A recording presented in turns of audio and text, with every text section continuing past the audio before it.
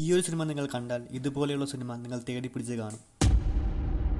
ഒരു മെട്രോ അപകടത്തിനെ കുറിച്ചാണ് സിനിമ പറഞ്ഞു പോകുന്നത്. സിനിമയിലെ നായകൻ ആൻഡ്രൂവും മകൾ കസീനയും ഒരു മെട്രോയിലേക്ക് കയറുന്നു. ആ മെട്രോ പോകുന്ന ട്രാക്കിൽ ഹോളുകൾ ഉണ്ടായി വെള്ളം ആ ടണലിൻ്റെ അകത്തേക്ക് കയറിയാണ് അപകടമുണ്ടാകുന്നത്. വെള്ളം ആ ടണലിൻ്റെ അകത്തേക്ക് ഇറങ്ങുന്ന കാഴ്ചയൊക്കെ സിനിമയിൽ വളരെ ഭംഗിയായി തന്നെ കാണിച്ചിട്ടുണ്ട്. വെള്ളപ്പൊക്കം ശരിക്കും ഉണ്ടായോ എന്ന് തോന്നിപ്പിക്കുന്ന വിഷ്വൽസാണ് സിനിമയിലുള്ളത്.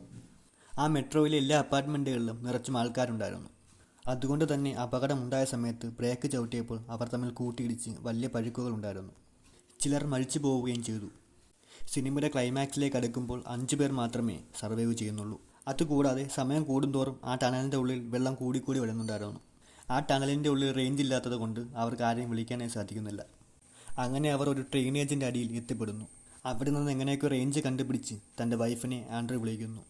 ഒരു ഫീൽ ഗുഡ് ജോണറിലാണ് സിനിമ എൻഡ് ചെയ്യുന്നത്.